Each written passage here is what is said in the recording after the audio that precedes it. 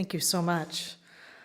Welcome, friends. My name is Michelle, and I am the lucky person who gets to be the pastor of this church. And I am so deeply privileged to hold space with you today, to welcome you in the midst of your grief. We are here because some of us need to cry. Some of us need to be community together. Some of us need to sit in the midst of music. Some of us need to connect and be reminded that there is nothing we could have done to keep Joe here. We're here to comfort one another, to hold hope for one another, and to keep putting one foot in front of the other with hope for healing in the midst of this grief. So I welcome you here, each of you, to this sacred space of gathering. You who loved Joe and were loved by him. You who are so deeply grieving his death. You who were family to him. And as he said in his parting letter, if he ever cared about you, he always cared about you. If he ever cared about you, believed in you, or loved you, he always did and still does. With that in mind, I want to invite you to take a moment now and with me to center ourselves into this space. We come from a variety of faith traditions, and perhaps some of us from more spiritual than religious places. So I'm going to do everything that I can to honor that for us. And also, I hope that we can just love and support one another in this space. So we're going to start with a bit of kind of a centering exercise. So I would invite you to maybe put your feet flat on the floor if you can do that comfortably, to close your eyes if you feel comfortable doing so, or find that soft gaze that will allow you to focus. And I'd love to invite you to breathe one of those deep belly breaths and let it out. And if you can keep breathing as normally as is possible, and take these moments now to pay attention to your body. Let yourself be here, feeling some of the sunlight coming into this room, feeling your feet on the floor, your back against the chair. Let yourself be here fully, noticing whatever tension might be in your body or lack thereof. Notice if you feel tension or stress, or if you are feeling feelings of sorrow or deep gratitude. Let Joe come to your mind.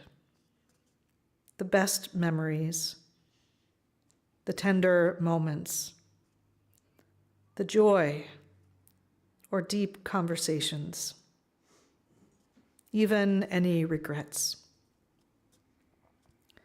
Feel what you feel. These memories may bring tears or smiles to your face. Each is a reflection of your love for him and his love for you. Keep breathing, friends.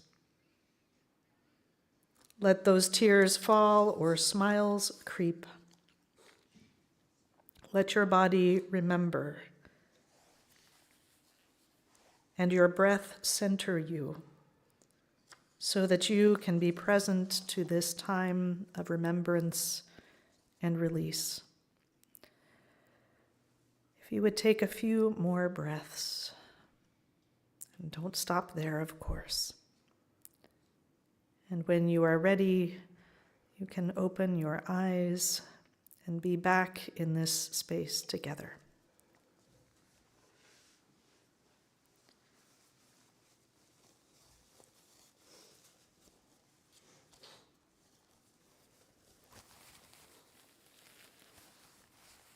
Well, Gareth, who gets the gold star for coming the furthest from Germany, joining us on the virtual offering of this, suggested a reading for us that is really stunning. It is Khalil Gibran's On Joy and Sorrow. I believe that is from the prophet. And I am so happy to read it for you. Then a woman said, "Speak to us of joy and sorrow." And he answered, "Your joy is your sorrow unmasked, and the selfsame well from which your laughter rises was oftentimes filled with your tears. And how else can it be? The deeper that sorrow carves into your being, the more joy you can contain. Is not the cup that holds your wine the very cup that was burned in the potter's oven? And is not the lute that soothes your spirit the very wood that was hollowed with knives? When you are joyous, look deep into your heart, and you shall find it is only that which has given you sorrow that is giving you joy. When you are sorrowful, look again in your heart, and you shall see that in truth you are weeping for that which has been your delight. Some of you say joy is greater than sorrow, and others say, nay, sorrow is the greater. But I say unto you, they are inseparable. Together they come, and when one sits alone with you at your board, remember that the other is asleep upon your bed. Welcome. Verily, you are suspended like scales between your sorrow and your joy. Only when you are empty are you at standstill and balanced. When the treasure keeper lifts you to weigh his gold and his silver, needs must your joy or your sorrow rise or fall. Thank you for that, Gareth. All right, I've used up all of my tissues already. Just to let you all know, there are some tissues in the back of the room if you did not bring them to sit with you, and you should feel welcome to receive those throughout the service. Don't feel like you're stuck in the seat where you are.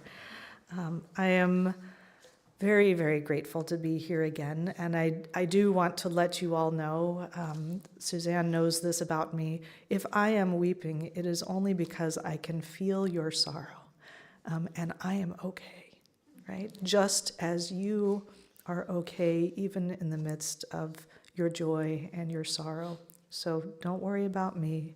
We are here to comfort one another.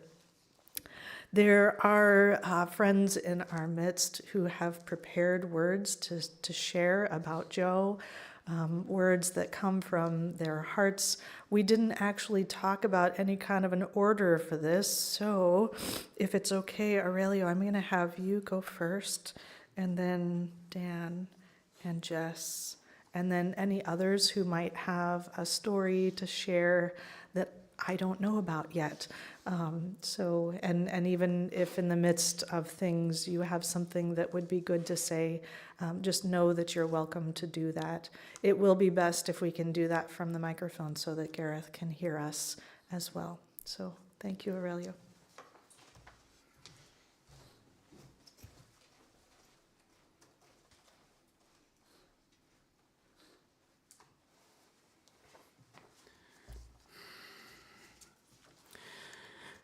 I met Joe 15 years ago at an art event. At the time, I didn't make a mental note of it. It took another 5 years before we connected through a mutual friend, Gareth, at dance music events. Some of you know that along with Gareth, Zyler, and Joe, we had a dance music and art live stream that we broadcast from my bedroom and studio. If you see any brightly lit photos of Joe with a green background and bold sunglasses, that's where we are. Joe was living with Gareth at the time, not too far, and I shared a house with Zyler and others. It took some weeks or months for me to fully appreciate what Joe was bringing to our friendship and activities. Zyler once joked that the two of us were the cats of the group, while Gareth and Joe were the dogs. Dogs and cats. The dogs who took smoking breaks on our porch and had to be reminded to keep it down for the neighbors. The cats that sorted out the technical details and kept a stealth profile and the vibe relaxing. The dogs who invited even more dogs to our house. At first, it seemed like an unlikely mix, but it quickly became clear that the mix was part of what made it work. Joe immediately took the role of coordination and outreach to prospective DJs for our events, facilitating and leading without being overbearing. This came to be his signature move. Joe didn't do things halfway. Once he made that choice, he was there to the end. I saw the same commitment and dedication when he pulled me in to help with sponsor art for the Together Festival. I'm sure many of you experience the same commitment and loyalty in the countless communities he helped sustain and bring together. Joe projected strength, but as we grew closer, I came to understand his capacity for vulnerability. I can't be the only one who had a moment of brotherly love and connection during an after party after a night out. Our conversations would at times turn into mutual therapy sessions. Yet Joe's untiring ability to give and help others did mask a quiet acceptance, perhaps from growing up too soon. He was the dad of the group, looking after others not out of a desire for control, but from a place of genuine selflessness. I look up to Joe still today. I wouldn't be the man that I am today if it wasn't for Joe. I had so many new opportunities and met so many truly remarkable people because of his support. I remember jokingly sharing with some friends how in certain tricky interpersonal situations, I would have to imagine, what would Joe do? WWJD. To try and work out a good response. I still do sometimes. Joe's impact in my life doesn't stop there. I spent a number of years trying my luck at online dating with little success. And having shared this with Joe, he offered to help me build a Tinder profile as a sales pitch slide deck. We spent an entire day taking silly photos of me in a variety of scenes, roasting some veggies, handiwork with tools, riding my bike, dressed in costumes, and then writing captions to go along with the pictures. He took it with such seriousness that we spent the first 3 hours making a top-level outline of which of my personal qualities that I wish for a partner to appreciate and value.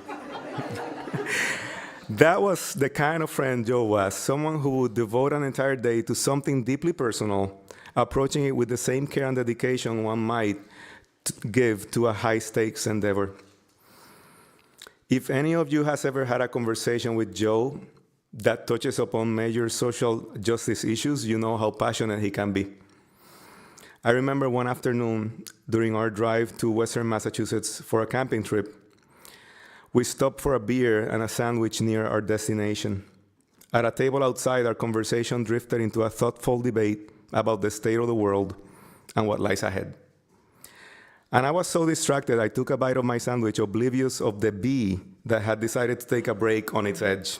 Stung by the bee on the tip of my tongue, I had to spit it out, get some Benadryl to be safe, with Joe rushed to get for me. For the first days of the camping trip, I spoke with a lisp from the pain on the tip of my tongue, and he teased that it was karma for the positions I had been defending. And he was probably right. Joe's opposition to systemic barriers driven by greed, forces that tip the scales against ordinary people, led him to stand up for small business owners and workers whose livelihoods are threatened by concentrated corporate power. He cared for his loved ones with unwavering selflessness, loyalty, and commitment, and was both a role model and an inspiration to his friends. Despite receiving so little, he gave so generously to others. He understood the preciousness and brevity of life and never squandered his chance to make an impact. And he was a joy to be around, his humor and boisterous laughter filling every room. A true guardian of the vibe, with gratitude and love. Always remembered. I love you, Joe.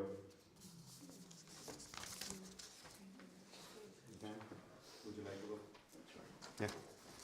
Up next, I'm going to have my friend Dan say some words. How's it going, everybody? Friends call me Dabu. I'm Dan. I was a close friend of Joe's for years.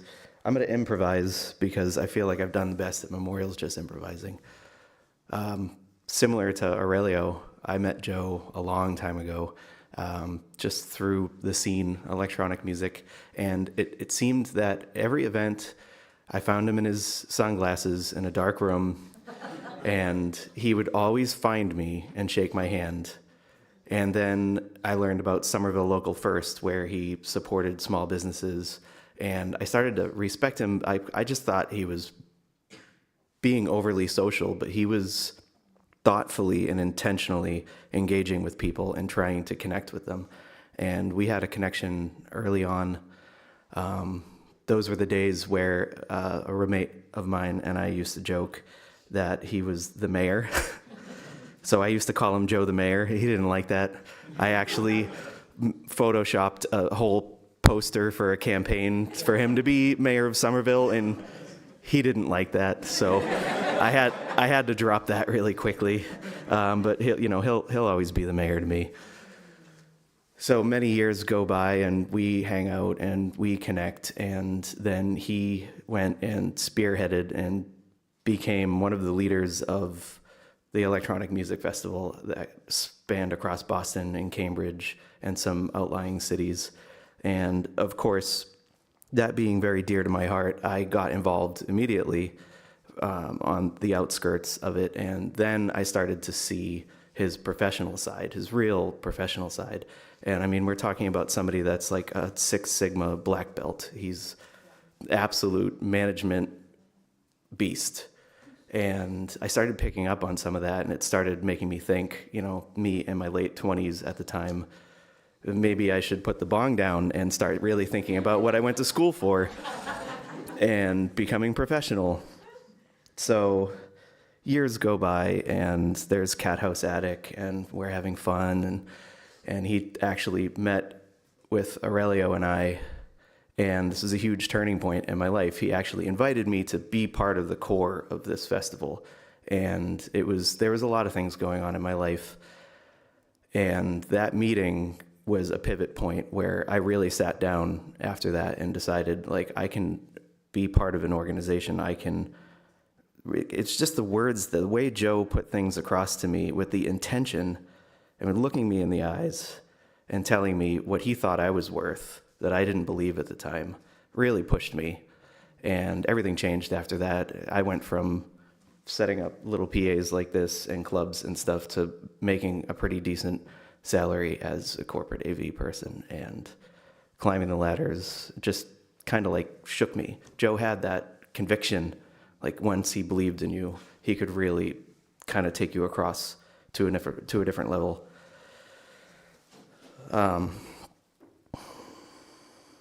Now I've knocked myself off the track. But yeah, after that, everything. He changed everything. He really believed in me, and he was the person that you would go to have him check your resume. You would go to ask him what answers I should have ready for interviews, or if I should even go for jobs, just stuff like that. And also going out to dinner, often we'd sit across and have those heated debates. I knew he was a person that I agreed with on a lot of things, but then his conviction really came out. When Aurelio said, once he starts something, he's strapped to it the whole way. There's no changing his mind. And I guess that helped me, personally, to cope with his recent decision, because I knew there was not a word I could say that would change his mind, and just kind of had to let it go. So I'm sure a lot of you have similar thoughts tied to what's been going on. And there's the should have and could have, you know, like we had regular plans to go and get a drink and talk about nerd stuff, because some of you might know he was also into Dungeons and Dragons. And man, he loved to tell me about how he was going to put a twist on his whole campaign and everybody was going to get spooked. And if he was sad, I had to ask him, like, did it go well? Are you guys going to start another campaign, or did you lose all your friends in the nerd world because of that? Because he was definitely like this, you know?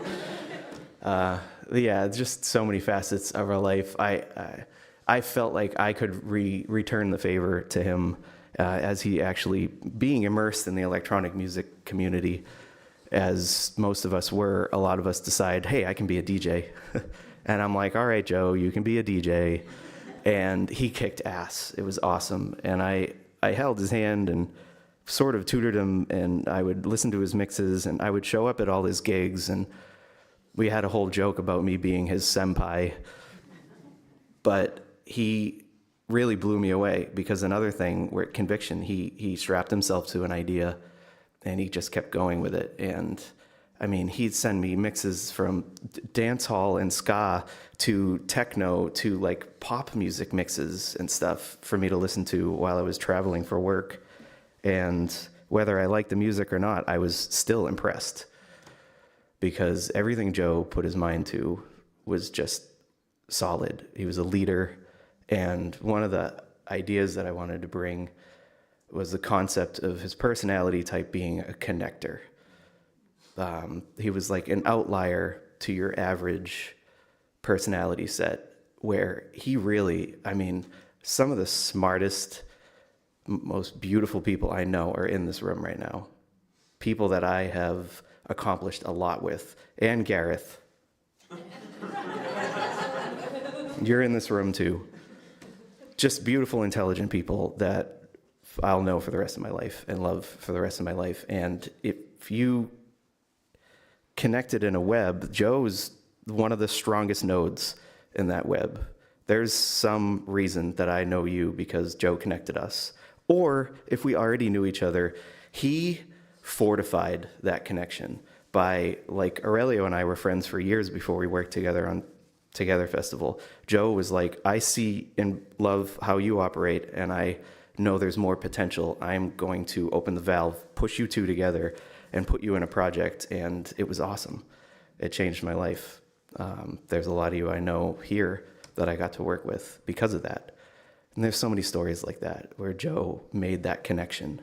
He was the one in the room shaking hands and introducing people and just being this amazing beam of light, which helped me see myself in a different manner. And there's so much of that I'm going to take well beyond having Joe around. So, yeah, think about that, how amazing we all are, and the potential that we have to be better people. And we don't need Joe to push us to those points, but think about the conversations where he hoisted you up professionally, or in a place where you were sad or struggling with something, whatever it was. I have a lot of those stories where he helped. And yeah, just picture his face and his big smile and his sunglasses. And hear his voice in that conversation that you might have had where he helped you. Thanks.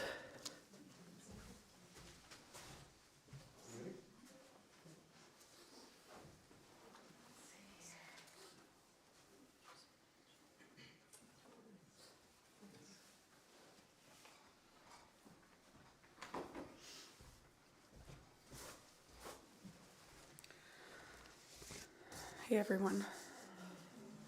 It's good to see all of you. Not for this reason, but Joe is always good at that, bringing everyone together from all of his different worlds, different communities, different moments of life. I too have written down some things, but I have spent probably about 7 or 8 different times at 4 a.m. spewing out all these thoughts, and it's been really hard trying to figure out which ones to really kind of share or mention or read upon today. So I'm going to kind of do similar of just reading and spontaneous. Joe was an eloquent speaker, whether it was in a group or if it was at a gala. He was incredible. I first met him at John and Emily's house in 2010 on Halloween. I remember that Halloween so well. It was beautiful Halloween. And Joe was in a blue suit, polyester. He had a radiance to him that was impossible to ignore. And, from that time on, we started dating and quickly fell into mad love together. It was beautiful. And it, I think, went on to become arguably the most impactful partnership of either of our lives. We spent the first year kind of going back and forth, and I got to see all of his networks with Sustainable Business Network and Somerville Local First. Shared a lot of time over at the Bucks, watching football, learning about the Patriots, falling in love with Tom Brady, and always being able to ask Joe any question. And he was happy to teach and happy to share. He moved out to Western Massachusetts with me 9 or 12 months later, and he was just an incredible partner to share time with. We had so much of a healthy dynamic together. Like, we really didn't fight. We laughed all the time. We played Puerto Rico. He got really good at it. I was wondering why, and then I realized he was going online and playing behind my back so that he could beat me.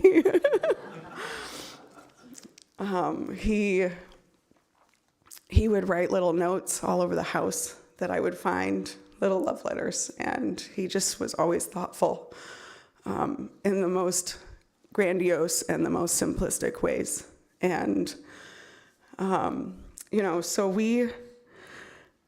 one of the things we did in the winter time out there is we had a cat Jasper, and we had our little snowshoes, and, Joe, we would make these staircase like up the side of the logging road on our property, and we made a luge run down it. And I actually have discovered that video again recently where we really got into the grooves of it, and it was incredible. And we were bouncing, and he was just beaming with joy in those times. And in the summertime, we found whitewater tubing. We both weren't making very much money in our lives, and we went out and bought inner tubes for $15, and we decided to explore the Deerfield River, which had class 2 and 3 rapids on it. And we did that every weekend for 2 years that it didn't storm. We would be there belly down in our tubes, holding onto the ropes on the side, and we learned all of the different little rapid runs. And the rafters on the big tubes with the companies would be going by us, and they'd be like, that looks like fun. And we would just be flying up in the air. And it was remarkable. We're like, yeah, and we spent $15 for the whole season. So we shared so many little special things like that. We had a place that we'd go play Yahtzee. We did a lot of road trips together. We made so little money at that time in our lives that our first real vacation together, we went to New Orleans, and when we realized there, when we got there, we realized we had $7 each a day to spend. And so we were like, cocktail or gumbo? And, but it was our first real break together for our time. He was very devoted to Somerville Local First, to really being there for every single person that he ran across in his community, both with work, social, friendships, electronic. I was grateful to be able to bear witness to a lot of his work at the galas. He worked a room like you wouldn't believe, or actually I'm sure you do believe. But just, yeah, like the electronic scene with Together, and watching the efforts that he did and the way that he worked with everyone that meant so much to him, and that community that meant so much to him. And Corin came out to my house once with the whole crew, and I served them little cocktails or appetizers while I was a fly on the wall, listening to how just incredible they were as a team together. And he just was. He was magical. And whether you met him for a minute or many years, he made an impression on you that's lifelong. It will probably change the rest of your life moving forward. You can't unknow Joe Grafton's impact in your life. And yeah, there's so much more I want to share and say, but I just really appreciate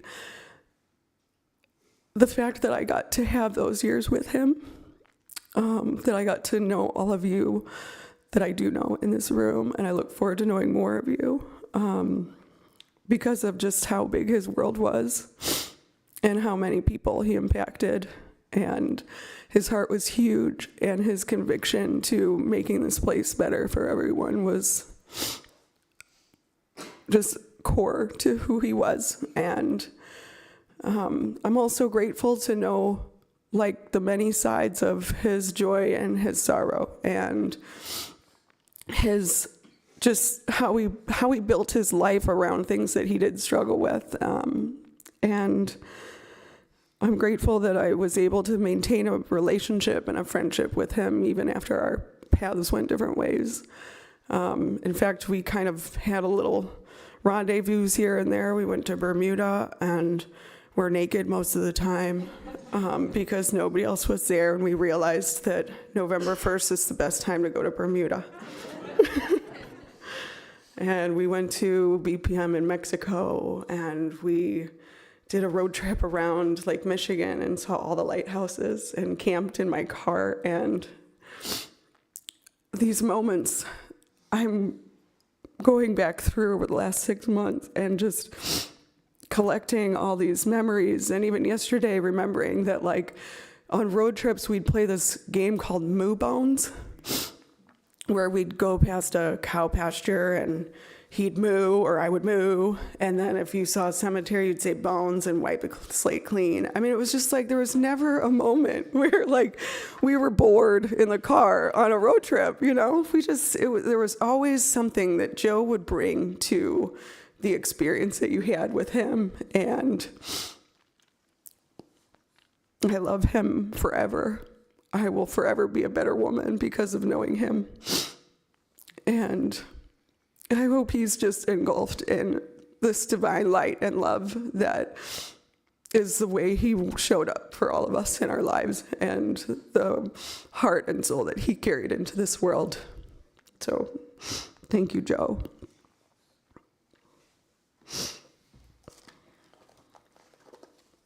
Thanks, everyone.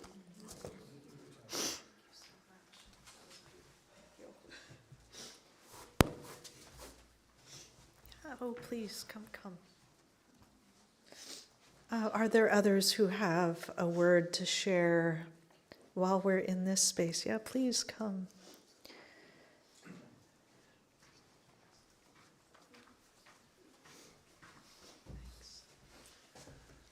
Hey everyone, I'm Jonathan, one of Joe's oldest friends. We met probably 25 years ago. We lived together for 15 years. And he was, in every sense of the word, my brother. I have a brother. He couldn't be here today. He also loved Joe. But Joe was just one of those special people that we connected almost instantaneously. He was at UMass Boston. I had just graduated. My brother was there. Our other best friend and brother, Adam, who also could not be here. He's out in Colorado. we just kind of got together, and I was able to kind of continue my college experience for another year while doing AmeriCorps around the city, and was able to live vicariously and also actually through the times with them. A young senator from Illinois, Barack Hussein Obama, actually gave Joe's, not coronation address, but his address at his graduation from UMass Boston. And Joe and I spoke with him briefly. He obviously went on to some big things, and Joe did too. I mean, very different levels of success, but I think for everyone in this room that Joe touched your life, he was our Obama. He really was a shining star. He did it in his own way. He did it across, half a dozen to a dozen different communities. And he always did it with a genuine nature. He wasn't always successful in the corporate sense of the world. In fact, I think if he was, he would have considered himself a hypocrite. He hated the corporate America, and watching him found Somerville Local First, and then joining the board and stewarding the transition away from Joe to their first non-Joe executive director was a trying time in my life, just seeing how passionate he was and keeping that organization going for another half decade without him at the helm, as he continued to grow and make other connections, get into the electronic music scene, learn to love nature with Jess, which is something that, due to his physical limitations, I think he never thought he could do. There's a couple pictures of him at the Eclipse Festival in the Pacific Northwest, and I could not get him to go to music festivals with me forever. And I was so jealous that he finally went with Adam, and I think Jess opened that part of him out in Western Massachusetts, and for that I'm always grateful for you. He's just an awesome guy. He loved genuinely, and he was also not afraid to tell you that he thought that you were walking down the wrong path. He was super passionate in everything he did. He gave up successful, lucrative careers time and time again to follow his passion. He was always someone that had to find joy in his work. He could never work to live and then find his free time to follow his inner voice. He always had to do it all the time. He could never say, well, I'll get to that this weekend. I'll tackle that this. He had to constantly live it, and I'll just miss him so much. You know, he was taken from us far too early. I understand his decision. I watched my mom waste away with cancer 3 months before Joe made his decision, and I did not want to see that for him. So I understand why he made his decision. It still hurt, you know, and it hurt all of us to kind of be left in the lurch in that moment. I'm sad that I wasn't able to be there for him more before that happened, but I know that he loves me. I know that he's made me the man I am today, and I'll just forever love him. He was one of the greatest people that I've ever met. I'm sure that's true for all of you. I love you, Joe.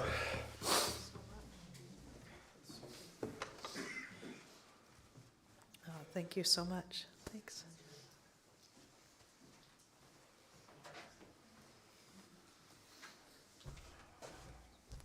Hi, everybody. My name is Sam. I met Joe. I'm one of the nerds.